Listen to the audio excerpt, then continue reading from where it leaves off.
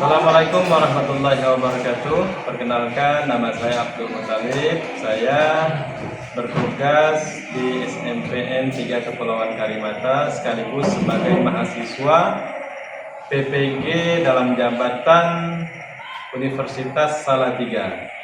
Dan inilah saya akan membuat video ukir. Terima kasih. Assalamualaikum warahmatullahi wabarakatuh. Assalamualaikum warahmatullahi wabarakatuh.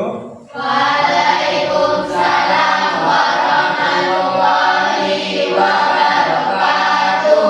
Selamat pagi anak-anak. Pagi Pak. Apa kabarnya hari ini? Baik Pak. Alhamdulillah kalian dalam keadaan baik. Mudah-mudahan Allah selalu memberikan kita kekuatan, kesehatan sehingga kita tetap semangat dalam proses belajar mengajar ya. Hari ini ada yang tidak masuk? Masuk semua Pak. Ya, coba saya cek, Bapak cek dulu. Alia, Hadir Pak. Aditya, Dina, Hadir Pak. Gia, Hadir Pak. Nur Halifah, Hadir Pak. Naswa, Hadir Pak. Putri, Rian, Hadir Pak. Risma, Hadir Pak. Suci, Hadir Pak. Safira, Hadir Pak. Elvika. Hadir Pak. Oke, untuk mulai pembelajaran hari ini kita berdoa terlebih dahulu. Silakan ketua kelas, Rian, pimpin doanya. Sebelum mulai belajar pada hari ini, ya pemimpin doa dimulai. Bismillahirrahmanirrahim.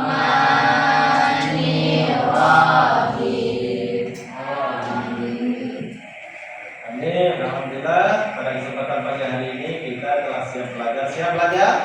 Siap. Oke, untuk mengecek kesiapan kita belajar, kita explain dulu. Konsep belajar tepuk tangan. Kalau konsep belajar tepuk tangan. Kalau konsep belajar mari bertepuk tangan. Kalau konsep belajar bilang oke, oke. Siap ya belajarnya? Siapa? Oke, kita akan memasuki materi pertama. Al-Quran dan Al-Hadis sebagai pedoman hidup. Yang pertama tujuan pembelajarannya yaitu melalui model pembelajaran problem based learning (PBL) dengan pendekatan deep learning, peserta didik mampu memahami kedudukan dan fungsi Al-Quran dan Sunnah sebagai pedoman hidup dan menunjukkannya melalui contoh perilaku sederhana dalam kehidupan sehari-hari sebagai perwujudan 8 dimensi lulusan profil pelajar Pancasila.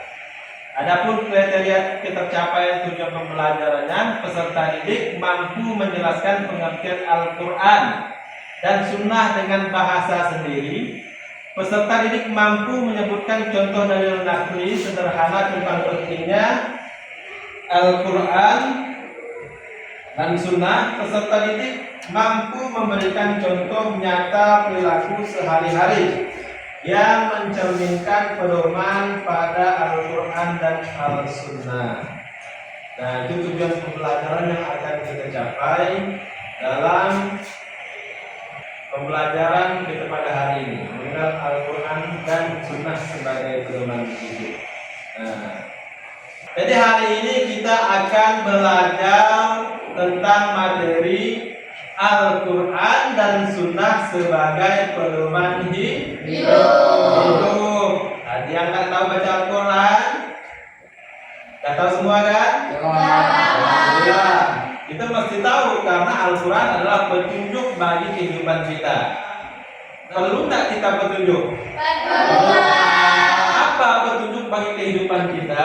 Al-Quran dan Al-Hadis. Al-Quran dan Al-Hadis untuk mengarahkan kita supaya kita tidak tersesat sama dengan kehidupan kita di dunia ini. Kalau kita mau tidak tersesat dalam kehidupan dunia ini, maka kita harus patuh dan tunduk terhadap aturan dan kita mengerti petunjuk tersebut. Apa petunjuk kehidupan kita? Al-Quran dan Al-Hadis atau Sunnah. Nah, silakan lihat video. Silakan kalian siapkan buku kalian, kalian tonton video ini, nanti kalian tuliskan satu pesan dari sebuah video tersebut.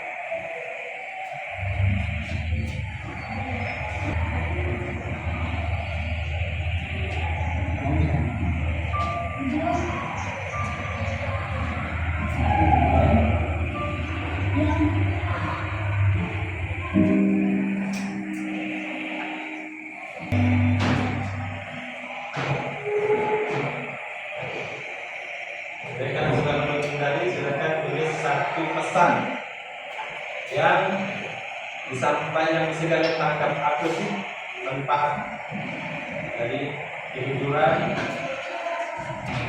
Ini baik jujur Pak, karena jujur adalah buah kesempurnaan. Ya, tepuk tangan. Dalam video tersebut itu menggambarkan seorang anak yang jujur.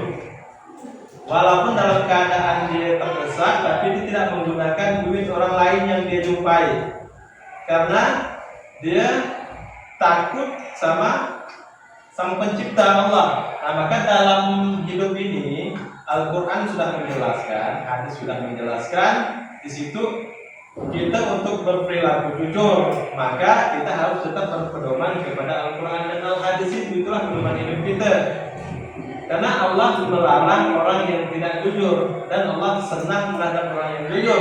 Nah, bisa kita lihat tadi di videonya, orang yang jujur itu akan mendapatkan balasan yang timpal, balasan yang baik dari Allah. Nah, kalau dilihat tadi dia tidak mampu untuk sekolah, tapi karena dia jujur, maka dia bisa sekolah sampai wisuda. Ya. Sekarang kita akan membahas tentang Al-Quran dan Al-Hadis. Petunjuk. Dan kami tidak menurunkan kepadamu Alkitab, Al-Quran ini melainkan agar kamu dapat menjelaskan kepada mereka apa yang mereka perselisihkan, menjadi petunjuk dan rahmat bagi kaum yang beriman. Nah, silakan kita amalkan Al-Quran dan As-Sunnah ini untuk menjadi pegangan hidup kita menjadi lebih baik. Nah, pertanyaan untuk refleksi nanti. Nah, jadi saya ada LKPD, Bapak ada LKPD, lembar kerja peserta didik. Silakan buat kelompok, bentar kelompoknya. Baik. Di sini ada amplop, Di sini ada berisi hadis dan ayat Al-Quran. Ya. Dan ini berisi sebuah masalah. Silakan kalian baca LKPD. Ya, tentukan kelompoknya, nama kelompoknya.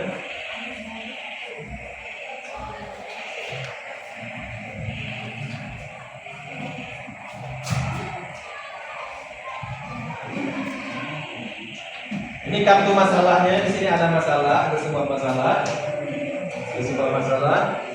Silakan kalian tulis di sini sesuai dengan langkah-langkahnya ya. Sesuai dengan langkah-langkahnya.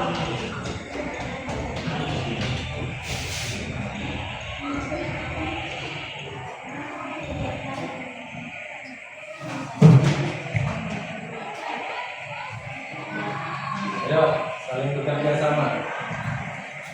Masalahnya apa?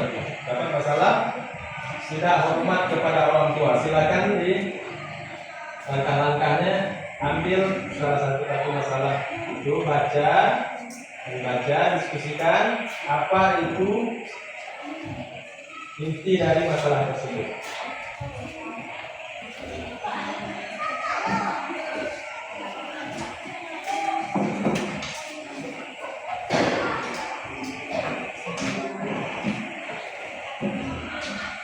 Ini jawabannya di sini. Kalian silakan menganalisis.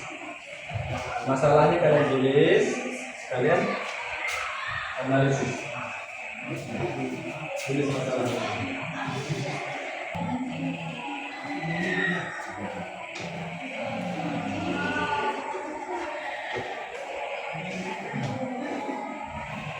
Nah, waktunya 10 menit ya.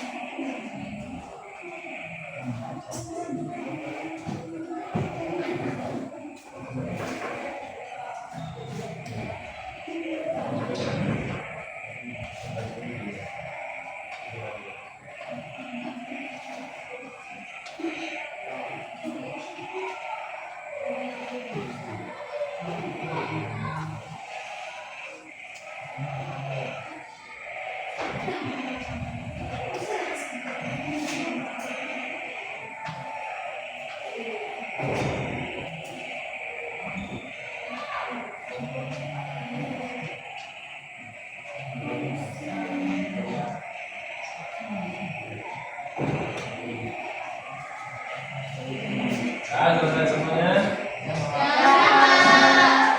Silakan kelompok 1 maju ke depan, presentasikan.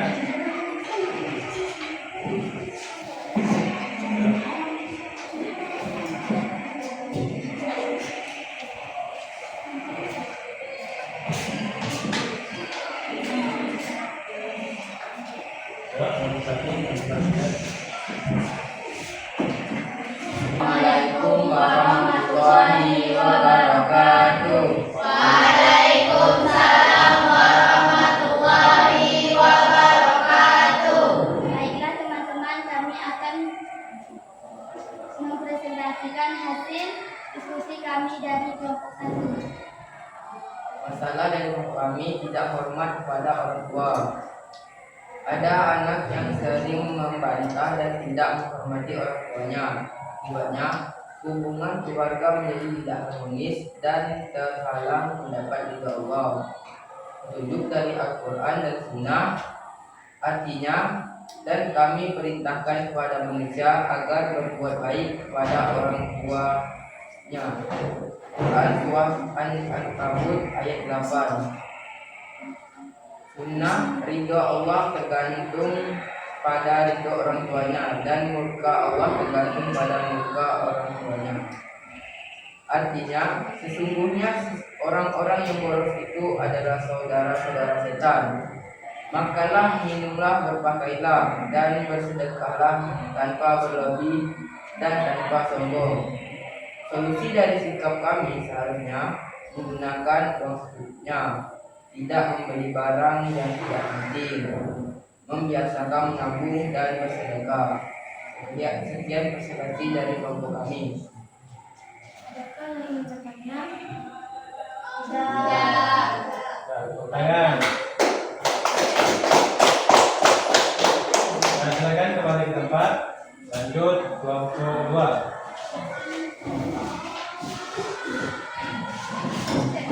Assalamualaikum warahmatullahi wabarakatuh.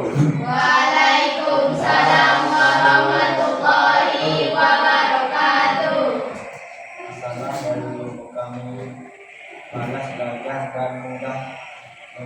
tugas. Analisis masalah kami. Kami sering malas belajar dan suka menunda tugas. Akibatnya pelajaran tertinggal, nilai menurun, dan orang tua serta guru kecewa. Petunjuk dari Al-Quran dan Sunnah. Membuat jadwal belajar. Memanfaatkan waktu luang dengan hal bermanfaat. Baiklah, apakah ada yang ingin bertanya? Tidak. Jika ada salah, mohon maaf. Akhir kata, wassalamualaikum warahmatullahi wabarakatuh. Waalaikumsalam warahmatullahi wabarakatuh. Kelompok 3.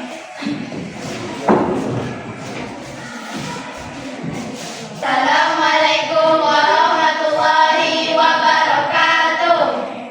Waalaikumsalam warahmatullahi wabarakatuh. Kami dari kelompok 3 ingin presentasikan hasil diskusi kelompok kami. Adapun masalahnya membuli dan menghina teman. Ada siswa yang suka mengejekkan menghina teman, akibatnya teman merasa sedih hati, persahabatan rusak dan suasana kelas tidak nyaman. Petunjuk dari Al-Quran dan Sunnah dari pilihan kami, haji riwayat Muslim, artinya seorang Muslim adalah saudara bagi Muslim lain, tidak boleh menghaji dirinya dan tidak boleh merendahkannya. Solusi dari sikap tersebut adalah menghormati dan menghargai teman, tidak mengejek dan tidak menyakiti perasaan orang lain, serta menolong teman yang saat kesulitan. Apakah ada yang bertanya? Tidak. Baiklah, sekian presentasi dari kelompok kami. Jika ada kesalahan mohon dimaafkan. Akhir kata, wabillahi taufiq wal hidayah. Wassalamualaikum warahmatullahi wabarakatuh. Waalaikumsalam warahmatullahi wabarakatuh.